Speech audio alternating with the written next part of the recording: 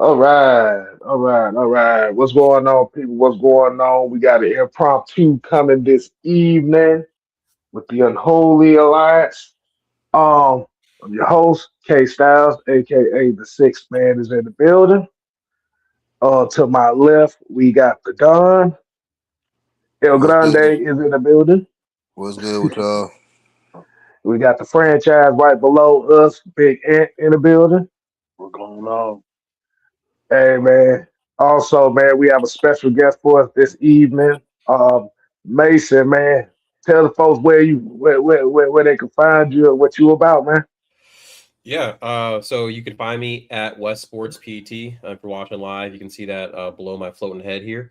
I am a physical therapist by trade. Get to work with a lot of athletes, which is pretty awesome, and I also get to talk about the Chicago Bears on my podcast, Bare Bones. So I like to blend the combination of rehab talk, knowledge of the body, along with the different sports takes. So it's a nice a fun time. Okay. Mike, what's going on, man?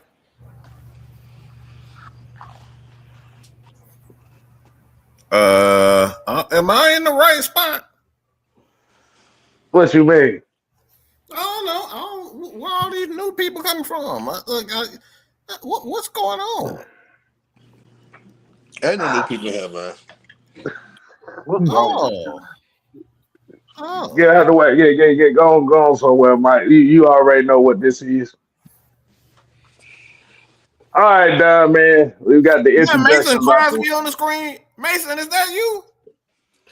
Hey, what's up, man? Man, don't you supposed to be playing football right about now? Oh my god. Nah. Listen. This fuck, man. Don't mind him. He Yeah. don't know no better right now. All right, man, go I ahead. had too much lemonade, y'all. Forgive me. Too much But if lemonade does that to you, boy, I don't want none of that. I don't want none of that. I But would go show ahead. you the bottle right now, but I don't think that'd be appropriate. I don't think Mike's hard lemonade will count in this conversation right now. All right, man, we got the introductions out the way, man. So, hey, man, the floor is yours, man. All right, so um, Thursday night, the Atlanta Falcons have agreed to sign Ian Cunningham as our next general manager for our team. Um, I know we talked briefly about general managers the past few weeks, but Ian has a great resume. He's been with Chicago the past few years. Before that, I think he worked, 6 years in Philadelphia, and then before that, he worked in Baltimore. So he won two Super Bowl rings as a scout. One with Baltimore and one with Philadelphia. Okay, I was echoing for a second. And this is the reason why we brought Mason on, because Mason, he knows Ian Cunningham very well. Again, Mason, he covers the Chicago Bears, so we're gonna let him talk about Ian and the things he's done for Chicago to make them currently a playoff contender this year. So, what's your thoughts about Ian becoming the general manager for the Falcons? Yeah, thanks for that. And it is fun finally getting to cover a playoff team. The Bears have been in a not great spot for a while now, so it's a nice change of pace. And Ian Cunningham is definitely a huge part of that. You already talked about where he came from. I mean, he got to see and learn from some really great minds. I mean, the Ravens are just a fantastic organization. They have been for a long time. The Eagles, obviously, Howie Roseman just knows how to scout and draft players. They consistently have one of the better teams just talent wise, but also they do a fantastic job of managing their cap and how they can keep those really good players. And when Ian got brought on, it was a tough start. The previous Bears GM Ryan Pace left the team in a hard spot, especially with the cap. So a lot of hard decisions had to be made early on. between Ryan Poles, the general manager of the Bears, and Ian Cunningham. So you had a lot of dead cap that you had to deal with. You had Khalil Mack. He was one of the first moves that was done there in terms of trading him away.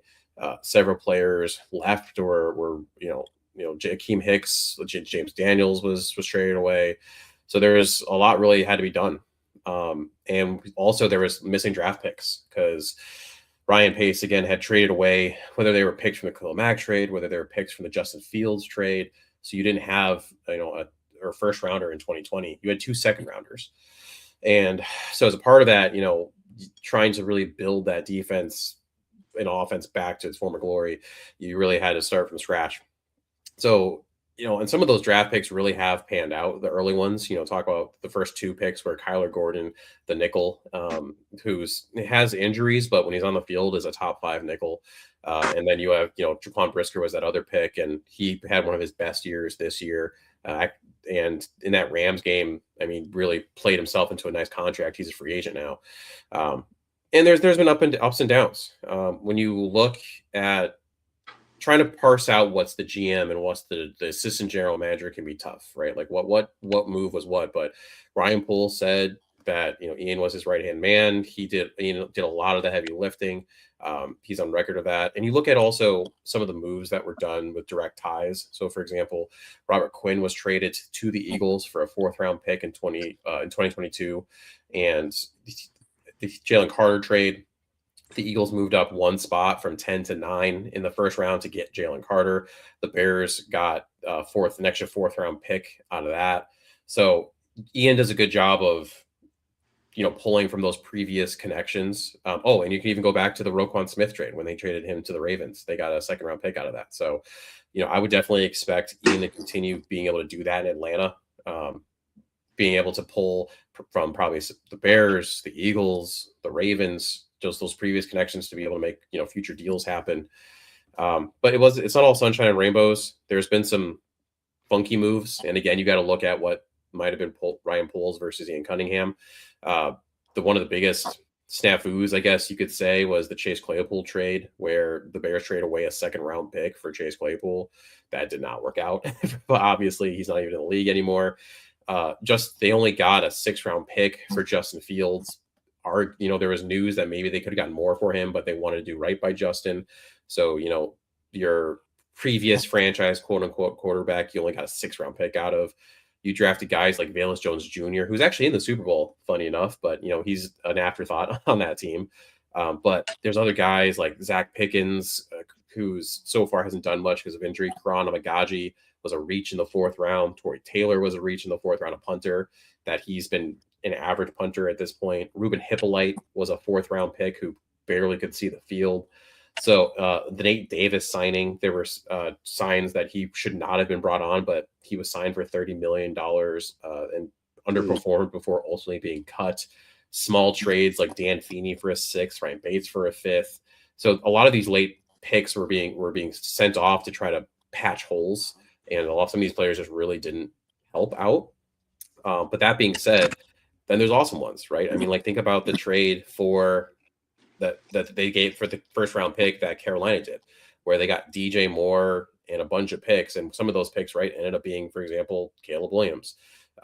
They ended up being Luther Burden, who had a fantastic year last year. So, that was a fantastic deal there. And then you can take this either way. So Ian Cunningham by trade was a center to a guard in college, and then was an undrafted free agent to the Chiefs, also as an offensive lineman, but he never made the roster. But it was weird because also Ryan Poles was a former offensive lineman, and the Bears offensive line was mediocre at best for a while.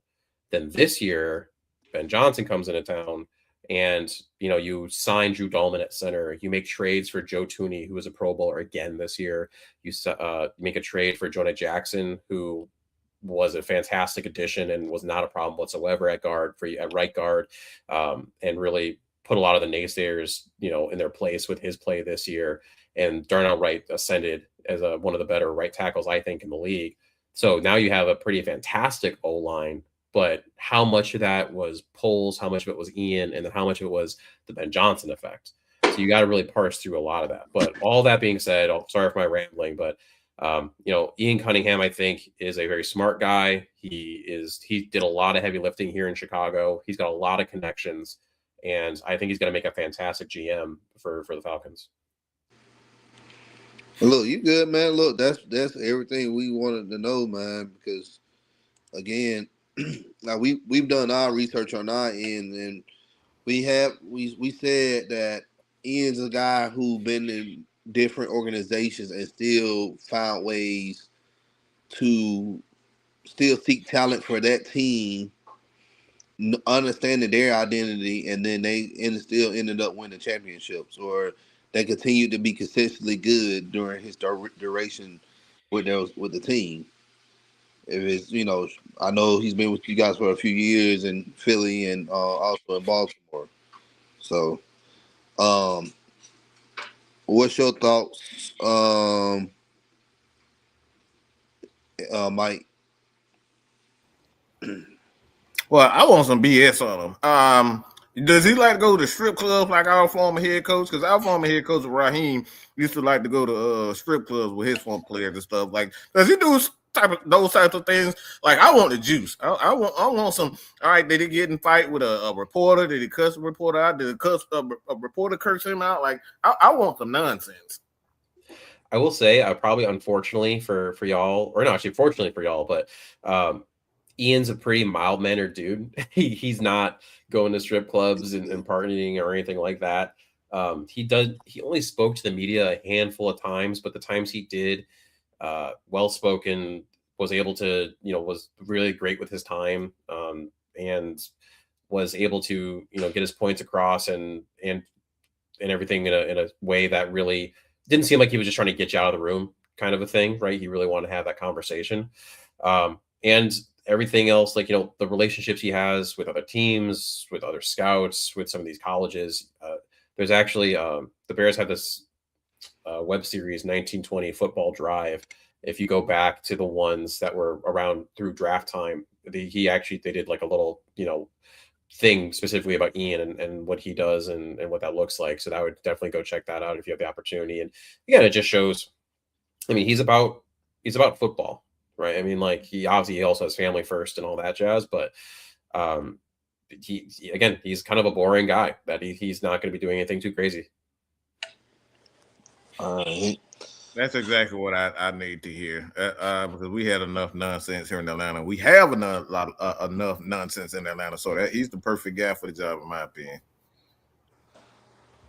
And I think it was kind of a match that was destined to be, or at least it seemed that way. When you think about Matt Ryan, right, being the president out there in Atlanta, he was roommates and friends with Ryan Poles. Matt Ryan even, popped in and out of House Hall a couple times to chat with the Bears and help them out with some stuff.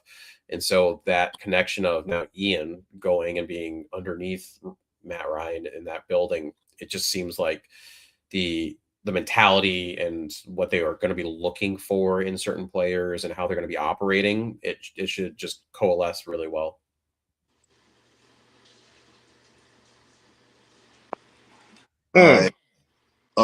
K-Styles. My thing, I think he pretty much kind of hit it on the head. It's just the thought of, being associated with a multitude of winning cultures in the NFL. Like I said, even with the Bears not being as successful as the other two teams, it's still a rich history in the NFL as far as that. So it's kind of like understanding that mindset and having a guy that knows that type of football, knows that kind of physicality, knows that the trenches is important, knows that running the football is important, is definitely a vision that I think this Falcons team has lacked per se in the last few years. And definitely, hey, it's a good change in tone for what they want, that the Falcons were. And like you said, it's just Matt Ryan just going back to what helped him in his rookie year, was that physical, nasty grit. I'm down for it. Yeah, and I think it's important that you highlight, what would you highlight there? it's important to learn from your failures as much as your successes, and to see, right. I mean, the Eagles weren't always perfect. They had their ups and downs that came into play, like Howie Roseman got sent to the corner of the building when they had the whole Chip Kelly experience, and then they realized that was a terrible decision, brought Howie back more into the fold, and saw what worked really well here. Worked really well there. And then with the Bears, yes, it's just recent success, but again, they were in a pretty bad spot. They were handed a quarterback that was, as you can see, I mean, he's had 2 other stops. Justin Fields, Pittsburgh didn't work out. The Jets definitely didn't work out, and they were trying to make it work around him. And so you're trying to lean the resources that way. And then even last year, when it came to the Caleb Williams experience, you have a rookie quarterback who has a ton of talent, but definitely had some stuff that he had to clean up. But you're trying to make it successful that year, right? You had Matt Eberflus, who was he was a coach that was going to get fired if he didn't do well. So you had to try to surround him. You traded for Keenan Allen, and there was a whole Nate Davis thing. And so you can tell the organization tried to plug holes to make it work. And for better or worse, both Ryan Poles and Ian Cunningham are GMs that are going to work collaboratively with the coaches that are there, right? Like when Matt Eberflus says, "I need a 3 technique," the Bears tried to go get a Larry Ogunjobi, who ended up failing a physical, so he never actually was a Bear. But I can't blame Ryan Poles or Ian Cunningham for signing a guy that A, the coach wanted to have, and B, just ended up failing a physical, right? So that was where the collaboration didn't necessarily work. Now, if you flip it to this year and Ben Johnson pounds the table and says, "Hey, I need my guards to be right, and I need a tight end that's going to be a modifier for me, that can be a mismatch issue," and then Ryan Poles / Ian Cunningham go and get, like I said, Joe Tooney, Jonah Jackson at guard, and they go get Colson Loveland, who Go in the Blue. last couple of weeks of the season and in the playoffs was a crazy mismatch and just was racking up the yards. And they were smart enough to go get Loveland instead of, no offense to him, but Tyler Warren. I think Loveland's going to be the better pro long term. Oh yeah, for sure. That's a feather in their cap. For sure. Colson Loveland, man. Yeah, Colson Loveland, I think he's the best tight end in last year's draft, man. And I really think we talk about generational talent. He's one of those guys. But look, let's just be honest. This is not gonna be the flashy fall on your face Falcons. We about to be boring, we about to be gritty, and we about to win games. We got to pull a band-aid off of these fans that got no spines at all, period. Like, we're finally doing stuff we should have done 20 years ago. Put the front office together enough to say, you know what, you'll be all right. You'll like us again when we're winning games. Plain and simple. And for all you out here, all you know-it-alls out here trying to trump us, no one person responds the same way in every organization. Not Ian Cunningham, not Kevin Stefanski, not none of these guys we got hired. So y'all can quit hanging their past on their back as to how they're going to do out here. We don't know. We don't know. You've heard it from Bears fans. You've heard it from Cleveland fans of what they used to do and what they may do. We don't know how they're going to do out here. Period.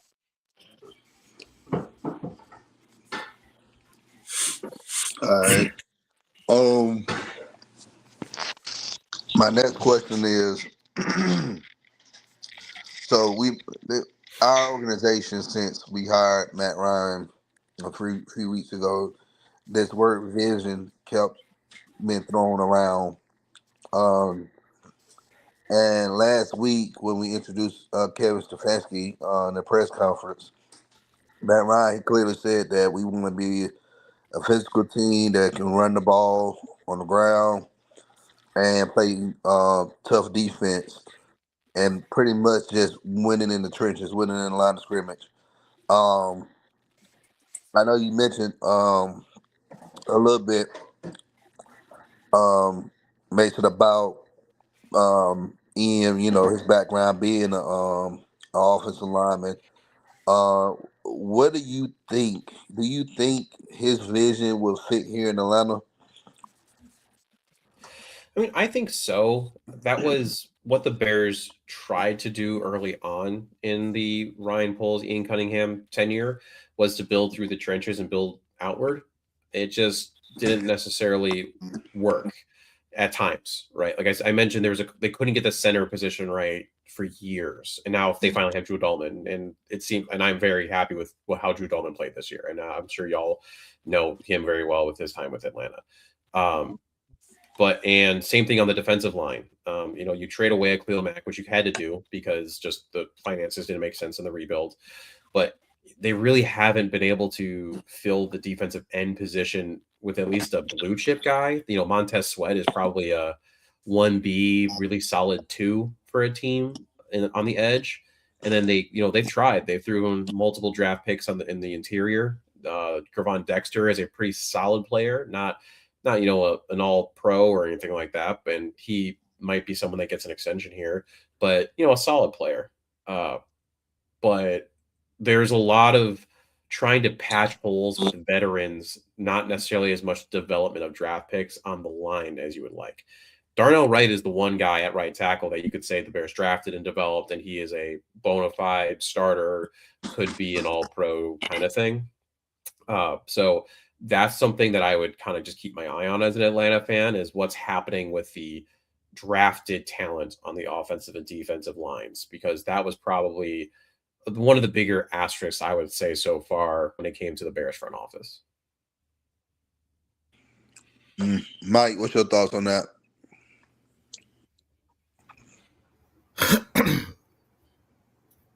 On what exactly? Just pretty much he was mentioning the defensive line, the edges. Wait. No, he was just saying the D ends, like it's just guys that they scouted and drafted, they just haven't worked out. So what's your thoughts on that? You mean you're talking about just the Falcons and the DNs, or just talking about the DNs that he scouted?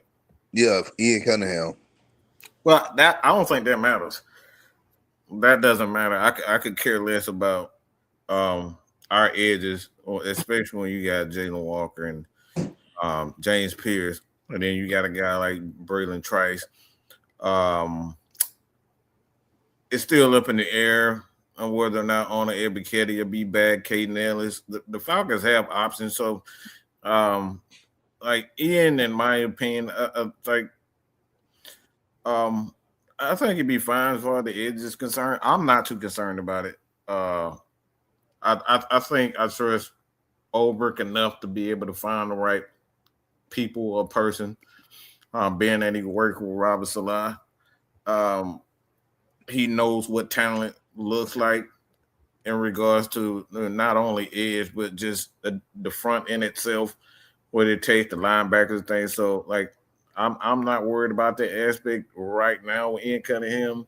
But listening to Mason, and what is encouraging to me personally is the fact that he has connections and he can get our picks back. That's what I want. I want my picks back. Okay. Ian Cunningham, if you listening to Mad Mike right now, I need my freaking picks back. Okay. I need my pick back from the New England Patriots for giving us Mr. Strip Club. Y'all know him. Ant know him pretty well. But yeah, I need my picks back. So that's what I'm focused on. If he can kind of wow, how you just gonna throw that in there? Throw that shot in there. I know you ain't talking about Matthew Judon. Oh man, he threw him under the bus. I mean, whatever his name is. I don't recall him doing much with Atlanta anyway. So I'm just saying that's all. So one thing on that note that I'll say that the Bears have been very good about recently is they're pretty good at the trade back. So they have the players that they want. So they're sitting there, and the player they want is not there. They don't force the pick. They've done a good job of trading back and acquiring future assets, whether it's a pick in that draft or in future drafts. So the Bears did that multiple times, even this last year. Some Bears fans were frustrated actually about it because they wanted the Bears to take a running back earlier than they did, but instead they said, you know what, no, there's not someone that we want here. We'd rather get, again, the future assets. The other thing that Ian brings is I always call him as the get back guy, because if you look back at a couple of the Bears drafts and some of the videos that they show within the draft room, they showed Ryan Poles bitten at the chomps trying to trade up for certain players. So he actually wanted to trade up for the punter Torrey Taylor. And you literally see Ian Cunningham being like, no, we don't need to be trading up right now. He'll follow us. Don't worry. He did the same thing for Roma Dunze. The Bears were sitting there at pick right after the Falcons ended up taking Penix. And the Bears were considering trying to trade up to go get Roma Dunze. They wanted him that badly. And Ian Cunningham reeled Poles back in and said, no, let the process play out. Like, he's very analytical. They talk all the time about how they use all these different, machines and analytics and all this to generate how they think the draft will play out.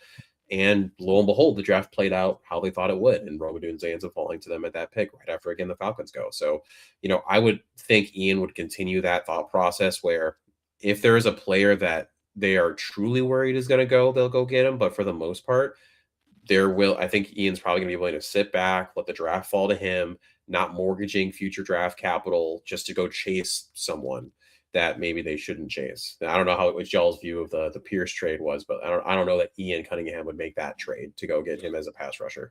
Well, it worked out because Pierce is just 10.5 sacks for the season.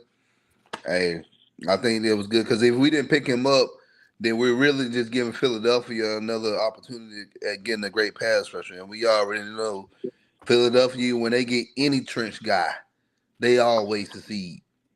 They always do well up there. So, but we do have a history of jumping the gun and trading draft capital away to get our guy, and that kind of hurt us, as far as depth wise go. Yeah, because we do have an issue with depth on our team right now. Yeah, you see that a lot of not good organizations, and I think the Bears would fall into this previously. That there's two, as a fan, it's fun. It's draft night. You say you want this player, you're pounding the table, and you see the draft, the trade come across the screen. You move up 10 picks to go get someone, and it's a future first that's going out the door, a second this year, whatever the case might be, and you're like, who cares? That's a future me problem. And then it's 3 years later, and you realize you don't have a good backup guard, you don't have a solid linebacker, and all these little things, and you realize, man, I really wish we hadn't made those trades. But it's hard. It's easy in the moment to get lost in the sauce. And speaking of that, what you just brought up, I got just a question. I just want to know your opinion. The trade the trade and deal that the Browns made for Deshaun Watson a few years ago. Do you think that was good for the Browns or bad for the Browns? I mean, I think I even said this on our first podcast after that went live. I thought it was a terrible deal. I would not have done that. Not for that amount. Because you had to pay the guy and you had to give up that much capital. That's a lot of equity you got to give up in that situation. And obviously, and then the history proved it to be true or correct that was a bad deal. It's hard, and that's why I don't like even the idea of trading for someone that you have to pay, because you're now double dipping. The Bears are coming up with that kind of a thought process because they want an edge, and maybe Max Crosby could be available, or you could potentially sign a guy like Trey Hendrickson. I'd rather pay Trey Hendrickson than trade for Max Crosby and then probably still have to give him an extension. So, yeah, I didn't like that deal for the Cleveland Browns when it happened, and I think history has shown that it was a pretty terrible deal. His money is still on their books, and that's one of the reasons why they struggled to put together a actual team. I got a question to follow up on that. So everybody know how I feel about Raheem Morris. So the Atlanta Falcons did something, and I've asked. Well, people have asked me this question loads of time, but I want to have an outside opinion on this. So the Atlanta Falcons, when they hired Raheem Morris, when they hired him, they brought in Kirk Cousins, the quarterback that obviously, his career, he had, I don't say a Hall of Fame, but a lower tier Hall of Fame career, putting up a ton of numbers, made a ton of numbers. So he's done his thing, but he came in, obviously torn Achilles. The Atlanta Falcons gave him $100 million, and they drafted a quarterback in Michael Penix in the same year. What are your thoughts on that personally in regards to the Atlanta Falcons? I see the look on your face already, but what are your thoughts on that? And if that's something that you would have done, you want your team to do, and in that regard, as far as just a guy, Kirk Cousins, the amount of money that they paid, and then they turn around and get a young quarterback, and how would you would respond to that? It's funny because, again, as a Bears fan, we did this. The Bears signed Mike Glennon to a good chunk of change, and they drafted Mitch Trubisky in the same year. And the idea was twofold. One, that they were trying to throw people off. Like Ryan Pace was doing this weird, like behind the scenes cloak and dagger thing of like, I'm not interested in Mitch Trubisky. Like there's a story that they did a dinner and he's told Mitch to make a reservation somewhere down at UNC where he played his college ball, and Mitch ended up putting the name under Jim McMahon, and Ryan Pace loved that, and it was so fun. And Mitch drove a Toyota Camry from 1996, and that it was a whole stupid thing. But anyway, the double dipping of I'm going to pay Mike Glennon, and it wasn't like record setting, but it was a lot for Mike Glennon, who at that point had never really started, with the idea of one, throwing people off the trail, and also two, to be able to let Mitch sit and not have to play initially. But that doesn't work out, right? And what happened was Mike was terrible, and 5 games in, they ended up having to throw Mitch Trubisky in anyway. So you're paying a guy to be a super expensive backup on your bench now, essentially, and your rookie who you didn't want to start right away is starting and taking all those bullets flying at him. It's just a poor allocation of resources. You have a finite amount of resources, both with the cap as well as with your draft picks. And yes, I know the draft is fake or the cap is fake, and you can do all this stuff, but you need to have a very creative front office to be able to pull that off, and Boyd Ears and all these things. If your idea is to let a rookie sit, go get a middle of the road guy, get your Marcus Mariota that you don't have to pay a lot to, or whatever the case might be. And in that situation, I mean, especially when paying Kirk, that was a lot of money. I mean, that was like starter money. You drafted Penix, who was an older rookie as well. So it's not like you're really that excited about him sitting for a whole year, or if not more. Again, I didn't love it. It didn't really make sense to me. I was blown away when Penix was. I mean, I was excited because that meant the Bears were getting Rome. But I was blown away when I saw Michael Penix's name come across the screen. I just did not think that that's where they would have gone. And then if you want to make the situation worse, it seemed like the Falcons were playing chicken with the other teams in the league who might have traded for Kirk Cousins, saying, no, we're not going to trade the dude and eat any of the salary or whatever the situation might have been in order to make that happen. And it was all weird. It was oddly handled. I didn't get it. Arthur Blank seemed like he played a big role in that in terms of what he did and didn't want. It was odd. It wasn't Arthur. It was Rich McKay. Arthur kind of allows those guys to kind of do their job. But when they start getting out of hand, that's when he kind of steps in, and that's pretty much why Raheem, Rich McKay, so many of the guys in the front office, because a lot of those guys kind of talked them into doing as such. I mean, the Falcons front office, Kyle Smith is gone. Quite a few other guys are gone. Everybody gone. Everybody pretty much gone. We got a few guys that are scouts that are still there, but a lot of those guys kind of talked him into it, and that's why Matt Ryan is coming in, and he just brought a whole another team, including Ian, man. Yeah, it was funny because we all complained about Rich McKay, and what happened was when Belichick was on the boat with him, we was like, all right, this pretty much going to be a done deal, and we found out he was outvoted at the last minute. Mm-hmm. Yeah, the hiring Raheem was a Rich McKay idea because Blank wanted Belichick or Jim Harbaugh. Mm-hmm. I was upset about. I had $100 on it that Belichick would end up being the Falcons head coach that year. So I didn't win that bet, and I'm still upset. Oh my gosh! You were upset I mean, we was like, I like, lost my lit, mind. You would literally, Boy. look. like, We was we upset. look. I'm gonna tell you, we had a whole 5-hour conversation about what they were talking about on that yacht, and That part. Sam said he on that yacht. He's as good as a Falcon. Next Yep. thing you know, Raheem Moore is a head coach. What? I And we find lost out, it. Let me I tell you. lost it, Let yo. me. bruh. We Yeah, we lost it. was Let me hot. We tell was hot. you. We had not only was Belichick. We interviewed Jim Harbaugh, Mike McDonald, Ben Johnson, Mike Vrabel. Yeah. Those are the guys we interviewed, and Yes. we chose Raheem Morris. And I was trying to figure out how, and then we found out. Yeah, Rich McKay came in at the last minute, like, oh, we're gonna go with Raheem. Click. What? Y'all good with this? So, go ahead, Sam. What's your take on all this so You far, lucky man? down there, Sam.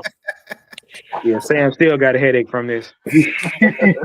Man, look, right now, there's a purposeful PSTD rash going around after these last 2 years, deservedly so. With the clean sweep, everything as written that was involved in the debacle is gone. Matt Ryan has come in here with a purpose and a plan, vision, if you will, to serve a particular mission. That's to protect the quarterback. And you can see that. Callahan being hired screams that. Yeah, definitely. So I myself are expecting, everything this offseason to be centered around the trenches. As far as trading back up, I mean, we kind of sort of talked about that yesterday on the watch stream on the Senior Bowl, and looking at some of the stuff I was looking at this morning, and when I got up, I think there may be 4 players defensively, and one of them being offensive lineman that if we feel strong enough about, we may trade back up. But other than that, I don't really see us reaching back in the first to get anything. I think whatever we may really need, will fall to us at 15 or 16 in the second round. Stefanski, like I said, if Nick Chubb can run for 1,400 yards under his system, what do you think Bijan gonna do? 2,000. And hiring Cunningham, extremely excited. I kind of had the feeling we was gonna get him. And the Van Pelt hiring again screams protect the quarterback at all costs. There's a plan. One of the first things Matt Ryan, and I've spoken to him, mentioned this before. One of the first things that a lot of people looked over that Matt did when he first walked in to this situation is he cleaned house with the medical staff, training staff, brand new, and stuck a rehab team around Penix. Yep. Go ahead, Mike. I want to ask Mason political question, but it involves football. Don't get too alarmed. All right? I wouldn't do that to you. Right. So there's a guy that plays for Cleveland that Oh boy. a lot of people seem to think just like he's how can I say this? He's Jesus Christ reincarnated. All right. So Oh boy. and his name is Shadua Sanders. So do you feel as though that Shadua Sanders there's this lure around him, and I don't know exactly what it is per se. How would you categorize the Shadua Sanders? Because on one hand you have the NFL, and it seems like they did what they did, and then you have the fans believe that the NFL did this and they did that. How would you categorize? Because like I love Shador. Don't get me wrong, but there's like I said, it's a cloud, whether it's a light cloud or a dark cloud, but it's clouds around him. So how would you categorize that? Yeah, it's an interesting question. I mean, I would say so. When I would say that there's two different drafts. There's the regular draft, and then there's the quarterback draft. And quarterbacks always get bumped up, right? You know, there's a guy that's a second round value that you take in the first because it's a quarterback. You got to get him in the first, or else you may not get him. And for a while there, it did seem like Shador would be the second quarterback taken on the board. He'd get taken higher than he should have been. That's how most draft pundits were putting it. And then he started to fall. Right. And the thing is, if you weren't going to start him, if he wasn't going to be your QB1 for right away in training camp and then going into week 1, a lot of teams said this isn't worth it for us because we can't have him be our backup quarterback, and even initially because of the fanfare behind it, right? Whether it's his fault or not. But everything that goes along with being Shador Sanders, being Deion Sanders' son and the TV shows and all these other things that are involved in that, it brings a sense of circus to your building that you may not want to deal with. So then these other teams who may have drafted him earlier were like, we're not going to do this. And then we got to the point where it got ridiculous. Like, he should not have been drafted as late as he was. He is not a, day 3 talent. He wasn't a first round talent, but he definitely was not a day 3 talent. And then you had this flip that happened and almost lore that was built because he was the third quarterback, which he shouldn't have even been that, right? He's buried behind Joe Flacco and Dylan Gabriel. And Dylan Gabriel is never going to be a guy that starts any really meaningful games for a team that's really trying to win anything. And most people knew that. But so then this lore gets built because, Shador is being done wrong, which to an extent he was. And it's and all this stuff is happening. And then so by the time he finally plays and looked a little lost initially, but then found his footing and actually looks decent at the end of the year, you just get to this point where this swell has been built about how it was a racial thing or how, he was just done dirty and all this stuff. You have some, individuals in the media like Josina Anderson who went heavily to bat for him. And then you add in the last part where this year there's a lot of guys that were injured and a lot of guys that turned down the Pro Bowl. Like, they went to Trevor Lawrence before they went to Shador Sanders. Trevor said no. The same thing happened with Caleb. Caleb was actually offered the Pro Bowl, but he declined it. And so they go to the next person. So now when you knock off all of the people that were hurt, like, the Patrick Mahomes of the world and Lamar Jacksons, and you just go down the list and then Trevor Lawrence says no, yeah, you're going to end up with Shador Sanders being in a Pro Bowl as an alternate. And that's going to be on his football page forever. That in 2025-26 season, Shador Sanders was a Pro Bowler. Was it earned? No. He didn't play enough games for it to earn it. He didn't get enough wins, and honestly, he didn't play well enough. Did he play better than I think a lot of people expected? Yes. Multiple things can be true at once. So that whole thing with Shador is going to be crazy. There's really not any quarterbacks this year outside of Mendoza that people are very excited about. So Cleveland, I don't think they'll try to replace him this year, but they have 2 firsts this year because of that Travis Hunter trade. I'm not Travis Hunter, in terms of the trade that they did. And so I wouldn't be surprised if they trade down and try to recoup future picks so that next year they can try to draft Shador's replacement, because from what I've seen so far, he's good, not great. Well, we got a saying here, and it is no rookie escapes the rookie process. None. There hasn't been one quarterback in NFL history that just let past it, even the greats. And this is something we've been trying to tell our fans for a long time is, number one, a coach does not have to like a quarterback. Doesn't matter where they come in. Second of all, you're a rookie. You still need to go through the process of learning the NFL, learning the game, learning about yourself. And it seems like on one hand, everybody tried to say, oh, because he's Deion Sanders' son, he's just going to come in here, lighten it up. That wasn't the case.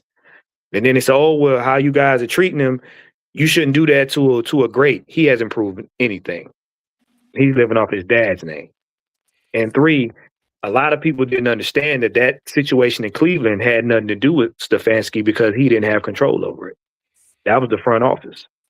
But because it's Shador, they overlooked that. Now, were there certain aspects, like you said, that we felt he was done wrong? Yeah. But people forget that he was a rookie. Like you said, how are you a rookie unproven and you're in the Pro Bowl? Who does that? You know what I'm saying? Go ahead. Can I just say a little something about this quarterback thing? I mean, and the mindset that generally the fan populace has when it comes to quarterbacks, which generally most of them are fans of players. This expectation of extravagance, fantasy, or favorite player otherwise, belief of what I'm saying, a guy that no matter where they're drafted, quarterback in particular, to be all pro to Hall of Fame ready out the gate, that shit does not exist. It don't. Hall of Fame coaches. We live in and this instant gratification Hall of society Fame now. It's crazy. Yeah, and Hall of Fame coaches and Hall of Fame quarterbacks themselves have said, and unless you're just like us, actual football fans, seem to understand this particular saying that it's long. I remember hearing this way back in late 70s, early 80s. It takes a quarterback 3 to 5 years to get it. Mm-hmm. There is no way in my Harley Race voice on God's green earth that after 8 games, 10 games, and one season, you're going to know if a quarterback is it or not. I mean, it's never happened. It hasn't. It's never happened where you saw a quarterback in year one lead a guy to a Super Bowl and win a Super Bowl in the same year, and for whatever reason, like I said, this is just I don't know where this fantasy idea of quarterbacks just being there. It's like you saw Dan Marino play well in his rookie year. Ben Roethlisberger had a good rookie season, but still, it wasn't like he was up for MVP that year. I mean, Matt Ryan had a good rookie season, you know what I'm saying? But he didn't jump right to the Super Bowl in his first year. And hell, from my standpoint, it was after Matt's third year, and I was like, okay, we got something here. Mm-hmm. Mm-hmm. The perfect example was going to be in the Super Bowl next week in Sam Darnold. Right. Yep. Yeah, definitely. But like I said, man, as far as that situation comes in and out, like I said, fans are going to fanboys are going to fanboys about the situation. Like you said, man, the NFL teams are going to be making their decisions whether people like it or not. Like I said, the thing about it is, Shador Sanders may be good, he may not be good, but just be honest with you, being a fan of him. It got to a point I just got tired of talking about it because it just became a useless conversation at this point to some people. Yeah, they got their minds made up. They got their minds made up about who they like, and they figure their feelings and wants and needs is strong enough to get this person to be the player that nobody's seen before. Yeah, it's crazy. I got a petty question. Yeah. Go So ahead. how you guys like Grady Jarrett up there? Grady's, it's been interesting because he came in and was an immediate leader in the locker room and on the field. I got to go to a couple training camps and you heard him talking to the guys, and it was fantastic from that perspective. And then he got a little banged up early in the year, and he just really couldn't contribute on the field. So he was trying to stay on the field as long as he could, but he wasn't very effective. They finally sat him. He got for a couple weeks, got healthier again, came back, and he played better in the latter part of the season. So he's not from on the field production standpoint, he's not necessarily playing up to his contract, but in terms of what he's providing from a leadership perspective, there's a lot to be gained there. So we're hoping that next year, a little healthier, he can give you a bit more. But so far, you give it like a C plus, B minus kind of a signing.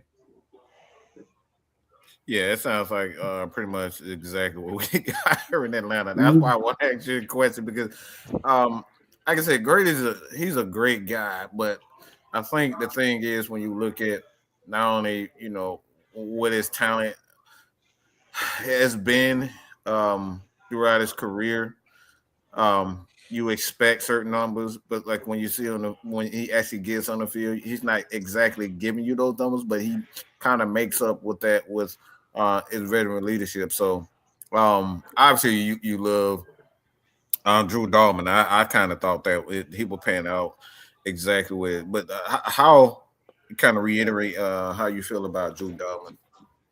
Yeah, I mean, it's been great. I mean, I think part of it for me could also be the fact that the Bears literally haven't had a center in like a decade. So at this point, anything that can block is a positive. But I mean, Drew's great. I mean, he's a super smart guy, just very cerebral when he talks, especially with this Ben Johnson offense. It's a hard offense, and they ask a lot from their center in terms of protection alignment and mic recognition and all that jazz. And then even some of the blocks they have him do, like I can't tell you the number of times on tape they had him do, snap the ball and then do like a 180 spin to block the back, the end on the left as Caleb is rolling to the right kind of thing. Mm-hmm.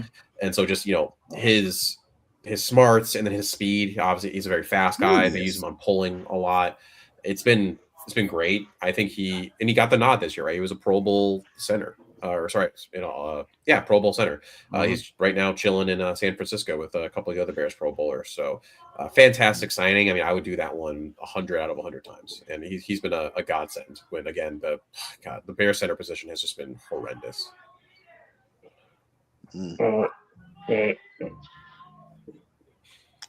Yeah, I had to get that question in. They would have never forgave me if I didn't ask about Grady and Drew, specifically Grady. Man, I think I'm good. I'm satisfied, man. Yeah. See, and speaking of former players, like I said, I want to do a throwback on this one. As the Falcons fans know, this year we've had a lot of special team blunders, as I would say. Mason, for the Falcon fans that are kind of complaining about special team blunder, do you want to relive the Cody Parkey days? Oh God! Why do you got to bring that up? Wow. So that entire season, 2018, right, is the year that we're referring to here, and it was it was a fake year the entire time. You kept getting these wins that you felt, yeah, we got to win, but like when you really looked at it, it wasn't great. Leading up to that Eagles game that you're talking about, there was a couple of doinks and misses and weird things. And then you get that drive from Mitch Trubisky, hits Allen Robinson down the side. You're saying, all right, we're going to take on the Rams in the next round, and we already beat them earlier this year. They got to come to Chicago. We got this. And then you get the double doink, which that's going to play on pretty much every YouTube video compilation, right, of can't believe this moments and I can't, the worst moments in NFL history kind of stuff or till the end of time. And then it was just downward from there, right? The Bears lose that game. They have Cody Parkey goes on a talk show then literally 2 days later and starts talking about how he's, how terrible his life is and how Bears fans are mean to him. And so then the Bears cut him. And then the Bears do a kicking competition that summer where they bring in like 10 kickers and end up having them all kick, ultimately to trade for a different kicker and Eddie Pinheiro because none of them are that good. And Eddie wins the job and he only was with the Bears for – it just was a bad sequence of special teams for the next like 3 years. Hey, That sounds wow, familiar. is that? That sounds familiar. It sound like the Falcons was on the next page of that crap. 2025 Falcons right there. Yeah, that sounds like when you was explaining that, boy, it sounds exactly how you. You don't think about special teams until they're screwing you over. Yeah. Oh, What? man. Oh, that's Lord, that is hilarious, man. I ain't got nothing else, man. I'm gonna need What? something off the top. I'm gonna need something off the top shelf to talk about special team. You know, Shit, I'm about to go pull up right now because of that. Right. All right. What else you got for us, Don? all right, one more question. I know a lot of Bears fans and a lot of people in the media in Chicago are upset over Ian leaving and the Bears not getting any comp picks over that. What's your thoughts about that? I'm not trying to poke the bear. Yeah.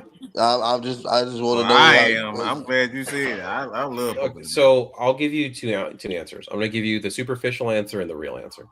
The superficial answer is the Falcons screwed us by the hierarchy that was created by Matt Ryan being the primary football decision maker. And technically, even though it's a promotion for Ian Cunningham, it's not a promotion. So the Bears don't get the 2 comp picks. Now, people are trying to explain it away as, oh, it's just 3rd round picks. Who cares? 3rd round picks are important, right? Like 3rd round picks are where you can, especially 2 free 3rd round picks. That's where you can use those in trades. You can use those, right, to build a lot of depth. You can take some chances with those picks. More bites at the apple is never a bad thing. And the way that the rule is written is not written well. Now it's probably going to be adjusted this upcoming year. I'm sure at the owners' meetings it'll get brought up, and the Bears are just going to be the team that got screwed over by it, and it'll be better in the future because it is a promote. The whole point of the rule is to take a minority and help them reach a place where they are making big impact on a football team. And that's what Ian Cunningham is going to do, even though technically by the way that the rule is written, right, it wasn't a promotion to the primary football decision maker. Now, the real answer to that is the Rooney Rule sucks. The Rooney Rule is put in place as a checkbox to hit so that you get these minority coaches who are coaches or front office members or whoever who are getting interviews, but they're not getting jobs. There were 10 openings this year, and I'm pretty sure a single minority head coach was not hired out of those 10. Robert Salah was hired. Oh, yeah, there we go. So we got 1 out of the 10. Thank you. Robert Saleh was hired. That was 1 out of 10, which is still not all that much. And that there's a pipeline issue, right? Right now, there's a big call for offense. You want offensive minds. There's not enough minority individuals in offensive coordinator positions, which is a problem. Some of the defensive coordinators who are like Robert Orr and some of these other guys, they're not really getting they're getting interviews, but they're not getting the looks. So you give guys like Minter who get hired by the Ravens, which I think Minter is going to be a fantastic coach. Don't get me wrong. Yeah, he is. But that happens. Then you have the retreads like Mike McCarthy. Like, do I really need to see another year more Mike McCarthy? I don't. Like, we know what that story is going to be. It's insane. Wow. And then you can extend that to front office positions, right? Because in these front office positions, you still are not getting enough individuals really who are filling those seats, also because of the pipeline. So if the point of the rule is to put minority individuals in positions of power that can affect the league in meaningful ways, that's great, but the rule is not really creating that necessarily, and it's a bit of a sham of a rule, especially when you look at what happened right here with the Bears and Falcons, where it wasn't anything like the Falcons were doing it like to be mean. It's not like they were like, it's our picks we're losing. They don't care. It's just if the Bears get 2 extra picks. It's just that the way that the hierarchy, and that's the thing too, if you look across front offices, they're all structured differently. The Patriots don't even technically have a GM. Their de facto GM is Elliot Wolf, even though technically he doesn't have that title. You have other teams who have like 4 assistant GMs. So how are you supposed to know who does what job? Like it's all just poorly constructed more than anything. And so again, the superficial answer is I'm salty about it, but I'll get over it. The real answer is the Rooney Rule needs to be adjusted to make actual impactful change. I call it a warning poster. I want to say a poster, but I find it. You know, you have those family pictures. And you say, "Who the hell is that?" Yeah. That's how I look at the Rooney Rule. It's just you just have a whole bunch of guys on standing next to Matt Ryan, standing next to the GM. It's like, all right, so where did this guy come from? It makes no sense, the Rooney Rule. You hiring guys, you bringing in for an interview, and nobody knows who they are.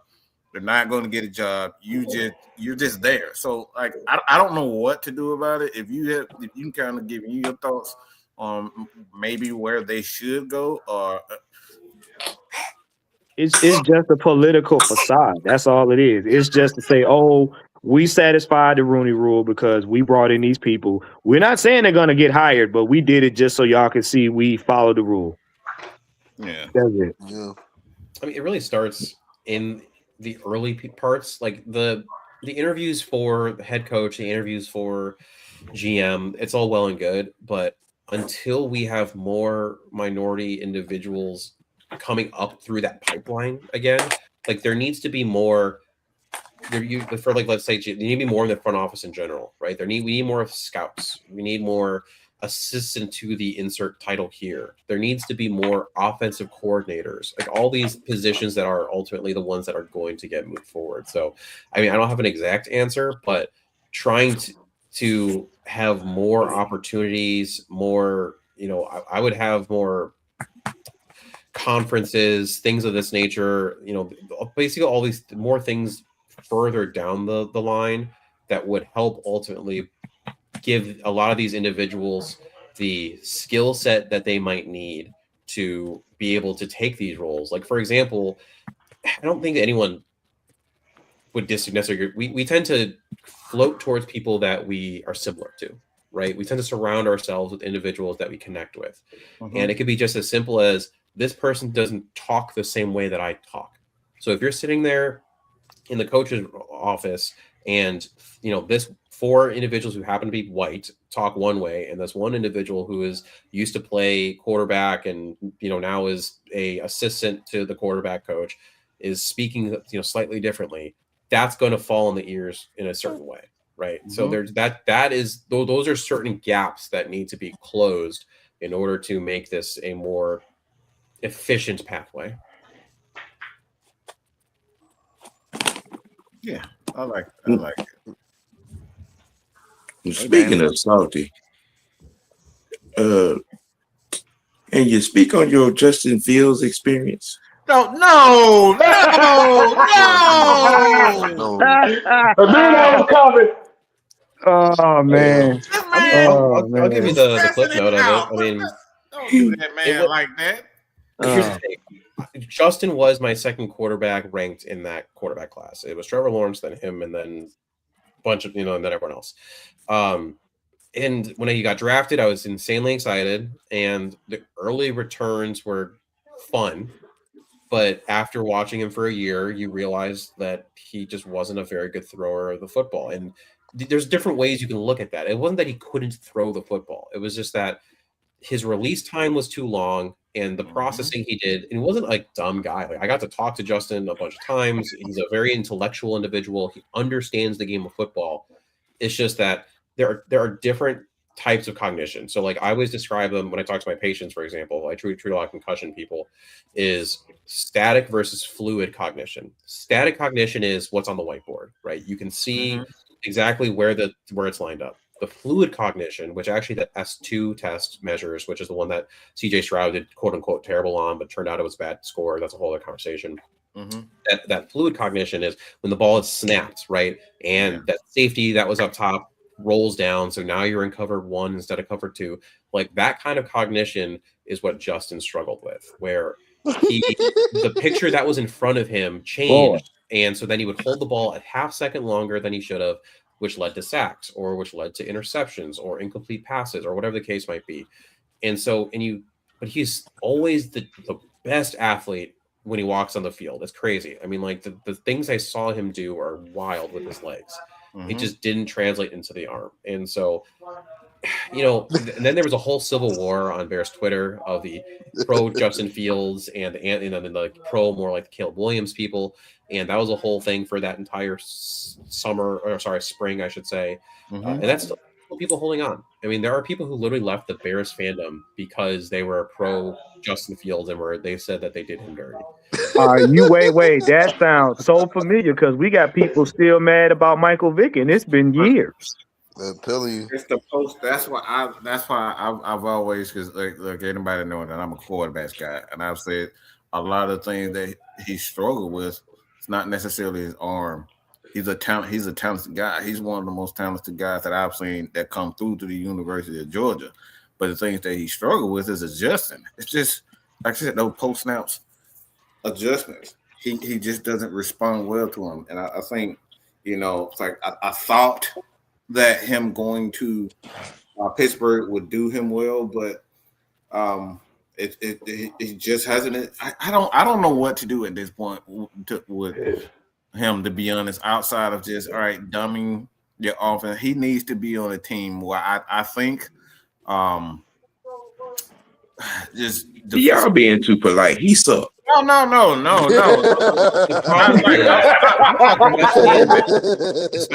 talking about quarterback, man. I'm saying, how can you fix? See, I'm always into fixing the quarterback. What can you do to help him? Shine. I don't know. Well, he has to. He has to. NFL. He's gonna have to want to fix that himself first, because hold on. Mason was trying to say something. Go ahead. Oh, sorry. What I was saying was that the kind of offense you'd have to run with him is an offense that, unfortunately, today just cannot work in today's NFL. As you keep having this back and forth between offensive and defensive minds, like the defense is now winning in this year, the offense takes a step this year. The defense, we have this ping ponging that's happening, year after year in the NFL, and in order to keep up with the crazy disguised defenses, I mean, take Brian Flores. His defense is starting to spread across the NFL right now, whether it's because people are copying what he's doing, or you're seeing some of his individuals, like I believe the passing game coordinator for the Vikings just got hired by the Commanders. So in theory, you should see more Brian Flores stuff out of Washington.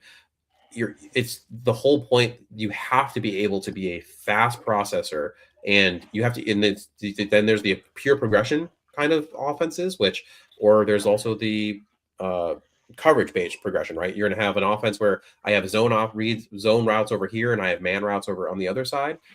That works for some guys, but honestly, that's not going to work all the time. That's why then you have the pure progression guys, where it's 1, 2 to 3, and unfortunately, Justin just can't really live in either of those worlds right now, at least not consistently. And the way that you're going to make him the best quarterback he can be is by, again, probably having the match one, where you're going to have zone to one side, man to the other side in terms of the route combinations that you have, but matching that with his legs, and his body cannot keep up with that physically. Yes. That was one of the issues in Chicago, was that when he did rely on his legs as much as he did, he got hurt, and he didn't miss really any games, but you could see that affect him game after game with that kind of physicality. And then you go with the Jets, where you thought you would see one. I also thought he would go to the school of Mike Tomlin, and all of a sudden he would be awesome, but that wasn't the case. And then he goes to the Jets, and I mean, they have some of the best combos of running back and quarterback that you could really have there. You have Garrett Wilson there, all that, and it's like, and that didn't work. So, I mean, I think they have to use him to an extent this year. The question is how much. It would be crazy funny if they brought Greg Roman in to be their OC, just because, I mean, that's peak run game. That might be the only one that you can maybe see successfully. Though another example I'd highlight with that is what the Patriots did with Cam Newton for that year, where it worked for a couple weeks, and then all of a sudden the rest of the league caught up and realized, and then it stopped working because the league said, "Oh, we can stop this." So let me ask the question. Let me ask the question on that, though. I'm gonna ask the question on that one. Hey, so kind of wind it down there. Yeah. So as we talk about, like I said, these type of quarterbacks, like the Justin Fields with the athletic quarterbacks and stuff, do you have this feeling that maybe because of the fanfare of the athleticism, that sometimes the quarterback tends to be more reliant on that, more so than worried about the progression of his quarterback skills? Yeah, I mean, I think that's human nature sometimes, right? To default to what you're good at. We as humans try to find the easiest path, not necessarily the right path. I think that's true with, things we do at school, at work, workouts, in football. So if you're standing back there in the pocket and you're not as confident in your reads, and you say, "Well, I'm pretty sure that I can just scramble and get the yardage myself," again, that's kind of human nature, just a default to what we feel is easy.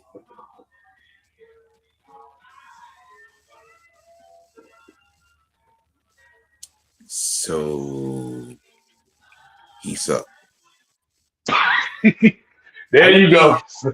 I'm curious to see if he ends up finally accepting kind of more like the Taysom Hill role with the team, where he puts on some weight so that his frame can hold up, and he, like I said, is the occasional thrower of the football, because he's a better thrower of the football than Taysom Hill is. Yeah. I think ultimately that's going to be his role, because teams too, the backup quarterback is so important. I mean, take the Falcons. It was a perfect example. They had Penix. He got hurt. Kirk Cousins had to step in, and he won some games for them. Now, you don't want to be paying your backup that much, but that's a whole other side conversation. You can't trust. If you gave Justin, hey, can you win us 2 out of 4 games? I don't know that you can trust him to do that right now, because the offense you have to run with him is so different than the offense you have to run with your starter. I got a question. I got another question. Because a lot of people said that Justin Fields just had the wrong coach. Some people said that Justin Fields will be better with Eric Bieniemy. What are your thoughts about that? I mean, I think better, yeah. I think he could be better with an Eric Bieniemy. I think he'd be better with a Cliff Kingsbury, because Cliff uses that air raid system, college-esque in running and all that. I think he'd be better with the Greg Roman. I already mentioned his name. But do you think he'd be like an all-pro quarterback? No. I think you would have probably like a half to 3/4 at most of the year where like that's working for you, and then teams will get the film and adjust. That's again, Cliff Kingsbury. There's a reason why his offense always works the first half of the season and then doesn't work the second half of the season. Like every year, he has a great record to start, a bad record to end, because teams catch up and they adjust. It's crazy. If you actually go and look back year to year with his time with the Cardinals and all that, and even with Texas Tech, it's all very similar. So I think that's what would happen. You'd have probably this really crazy, fun, run-based, air raidy offense for Justin, and then the second half of the year, it would just be not very fun, and it would just be, teams would figure it out. Okay. All right. Is there anything else y'all want to bring up? Oh no, man, I'm good, man. Like I said, I love this conversation, man. I'm good. All right. I know Sam happy right now about that information. Boy, he is that just got put in his memory bank like, oh yeah, I got something for y'all. I know you're gonna use that. Yeah. Hey, diabolical. I mean, what are we looking at? He's what, year 5, 6? It's over, Sam. You got It. He's dead, Sam. He's still trying to add on. I'm not. I'm just, You trying to add more on. It's like scout team, practice squad. Listen, I already put him down. Hey, remember that scene from Starship Trooper where he shot the bug dead and then he kept shooting? He kept shooting. That's what Sam doing. He's dead, Sam. Oh, man. All right, man. I ain't got nothing else, man. We can go ahead and close it out, man. All right, man. Yeah, I appreciate y'all for having me on. Hey, man. All right, man. One more time before you leave, man. Let everybody know where they can find you. Yeah. So at West Sports PT, like I said, I do the physical therapy rehab talk, as well as the Chicago Bears talk. So if you ever have any questions on injuries regarding someone on the Falcons, feel free to shoot me a question on Twitter. I'll always answer the best I can. I try to, explain the physiology and all that, and why someone's ankle sprain is going to take 4 weeks, but someone else is going to take 6 weeks. Yes. And then you get the show Bare Bones. You can find that on YouTube, on Spotify, Apple, all that jazz. And I'll post my channel. I'll tweet out my channel again. So hit me up. It sounds like you and Juan need to be doing the show. Right. Exactly. Yeah, one just a physical therapist, but of on the rubbing booty side of the thing. So, like I said, He's a massage therapist. therapist, yeah. So, hey, man, we got nothing else to say, man. Like I said, we appreciate Mason for coming on in here. We will be linking the channel. Like I said, the people that watch our show will be following you. Like I said, yeah, make sure y'all show Mason some love. Um, till next time, people, we here to play. Oh no. We here to stay. Oh yeah, nigga. You ain't got to go home. But you got to get the hell up out of here. Sam, Hey. he's dead, Sam. He's dead, okay? He's dead, Sam. Jesus. Let the man rest in peace. That man just pissing on the grave right now. Like I said, man, that's the YouTube channel right there, Chicago Bare Bones. Like I said, we will put it in the community tabs as well too. So, hey, we out. Deuces.